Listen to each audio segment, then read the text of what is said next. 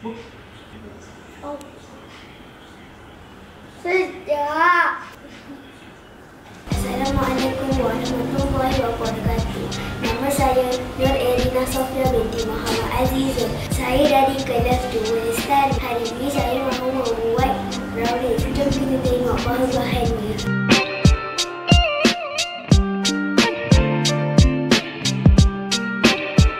Bahan-bahan dia ialah 100 gram tepung gandum, 200 gram gula peram, 200 gram gula coklat, 1 gram serbuk coklat, esen vanila 1 scoop, 4 biji telur, 150 gram margarin dan bahan-bahan hiasan. Jom kawan-kawan, saya tunjuk macam mana nak buat. Kita masukkan dark coklat.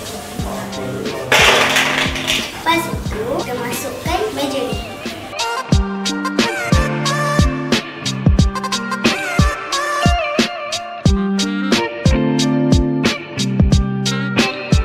Seterusnya, saya akan mencairkan adunan ini.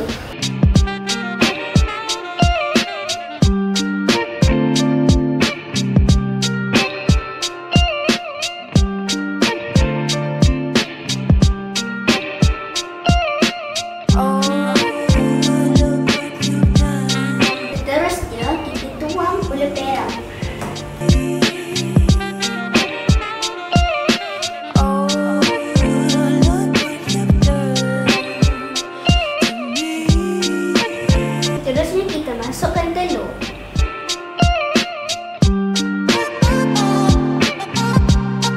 Kemudian kita kacau.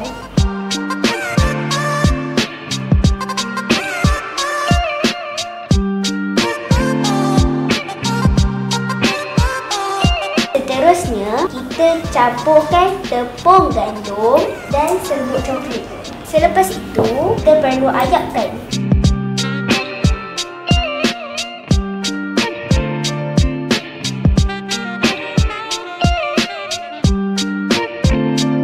Terusnya, kita campurkan adunan coklat yang telah dicairkan tadi ke dalam adunan telur tadi.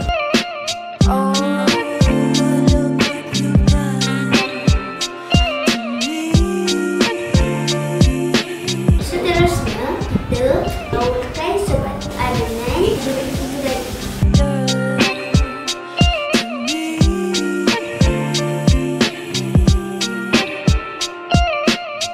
Setelah sebati adunan tadi, kita masukkan esen vanila.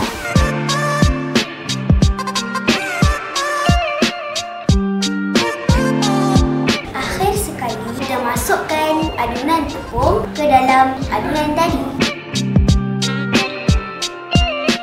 Sebelum kita membuat kek, kita perlu alaskan loyang dengan baking paper. Tuangkan adunan ke dalam cairan.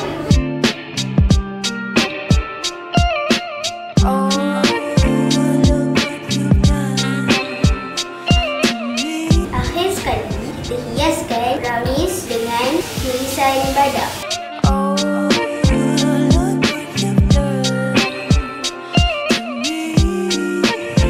Kita bakarkan brownies selama 30 minit dengan suhu 160 darjah.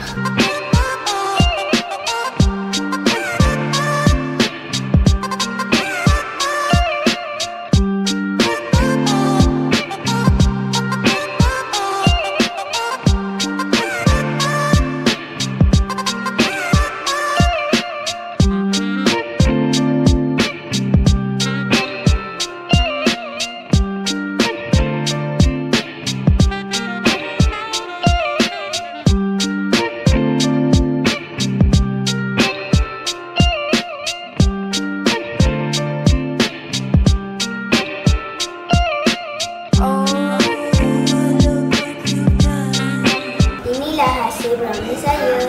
Terima kasih kawan-kawan. Selamat mencuba.